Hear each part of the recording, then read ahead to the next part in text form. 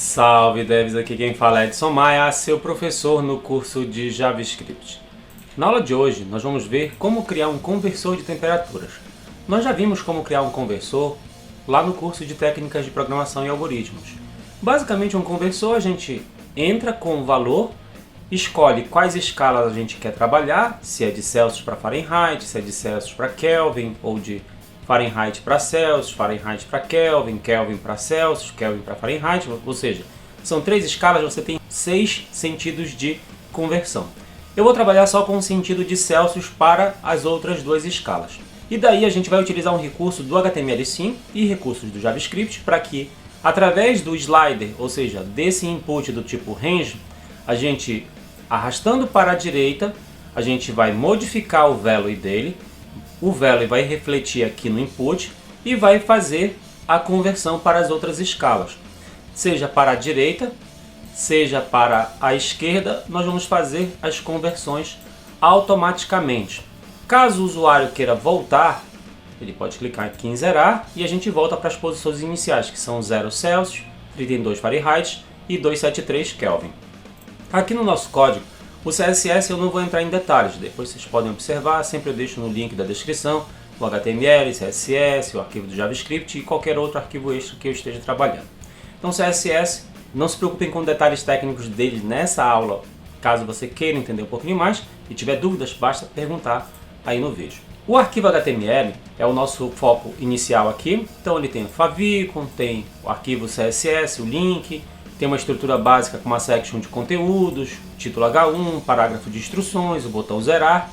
Depois eu tenho algumas div com a classe form group, no qual eu agrupo essas informações. Aqui eu tenho uma div com a classe form group, aqui eu tenho uma outra, aqui outra, basicamente. E o que eu tenho nelas? Eu tenho o label, eu tenho o input do type number, com a propriedade disable, ou seja, está desabilitado. O nome dele, o ID, são número C, número F e número K, que são as siglas das medidas aí das escalas. Eu criei uma div com a classe slider para poder comportar 3 elementos. O nosso span, que vai ter o valor mínimo, o input do type range e o nosso span com o valor máximo. Daí eu defini aqui os names literalmente, então por exemplo a primeira escala vai ser de Celsius, a outra de Fahrenheit, a outra de Kelvin. Sendo que aqui no input o type é range, que é o que permite a gente ter aquele slide com valor mínimo, valor máximo e poder escolher através daquela bolinha, do slide, da bolinha, os valores. Eu defini valores mínimos e máximos, o step com 2 casas de precisão, defini os names, defini o value de valor inicial.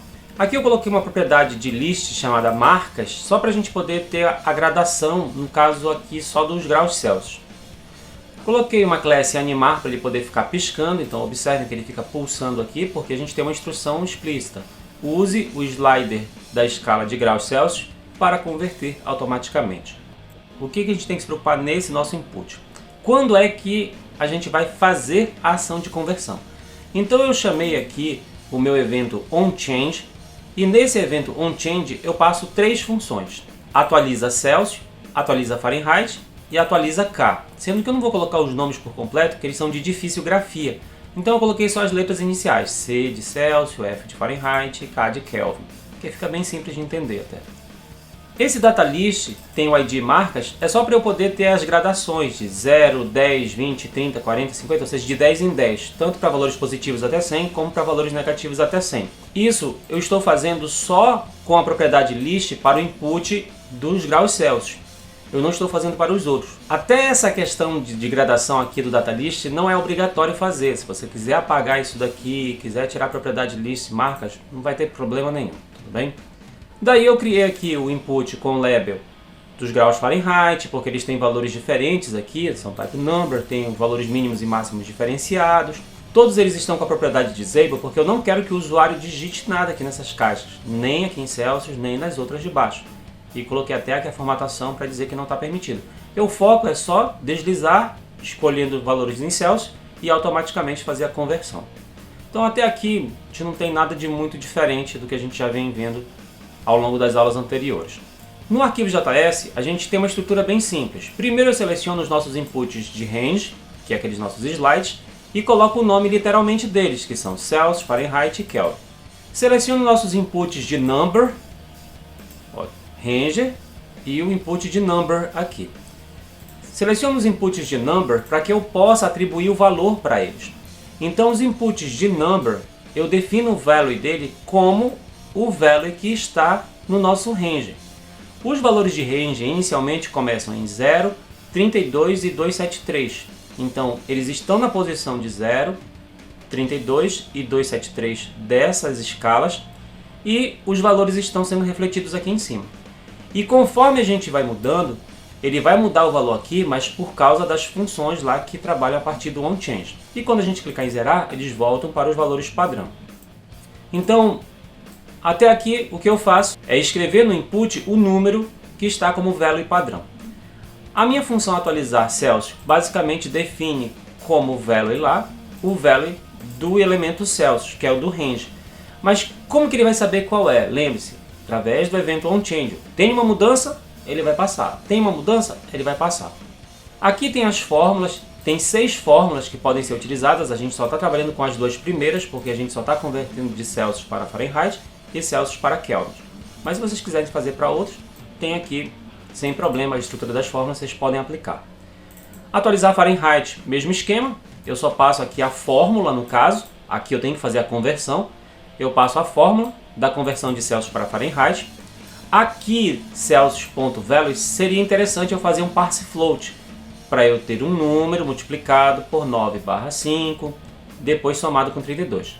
Só que aqui o meu Google Chrome está conseguindo entender. Ali não deu problema nenhum. Então, caso dê algum problema na conversão do Fahrenheit, basta você fazer um parse float nesse trecho aqui especificamente. Aqui, basicamente, o que eu estou definindo é um número lá do meu input de number. Eu estou definindo o value, o resultado dessa minha operação que eu acabei de fazer aqui, com no máximo 2 casas decimais. Eu estou fixando em 2 casas decimais. A fórmula do atualizar Kelvin, mesmo esquema. Eu tenho a conversão e tenho a escrita dele lá no nosso input de number. Só que aqui, especificamente, observem que eu fiz o parse float. Esse parse float que foi feito aqui, ele deveria ser feito aqui nesse ponto. Tá? Então aqui eu preciso fazer o parse float, é obrigatório, essencialmente obrigatório. Por quê?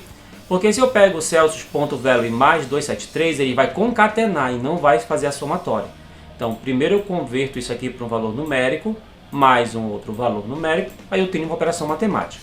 A função zerar, que é a que vai ser disparada pelo onClick no botão zerar, ele vai colocar 0 como value de graus Celsius e a gente vai colocar os valores padrão, que são 0, 32 e 273 basicamente. Observe, em 48 linhas de código, sempre é importante você deixar uma linha em branco no final do seu código aqui do JavaScript, tá? Isso é só uma regra que é importante de padronização dos seus códigos. Então, em 48 linhas de código, a gente tem o nosso conversor de temperaturas. Então, é extremamente simples de ser desenvolvido, tá? O que pode dar um pouquinho de complicação aí seria você pensar nos cálculos e nas fórmulas, como elas funcionam, mas eu já passei as fórmulas aí para vocês.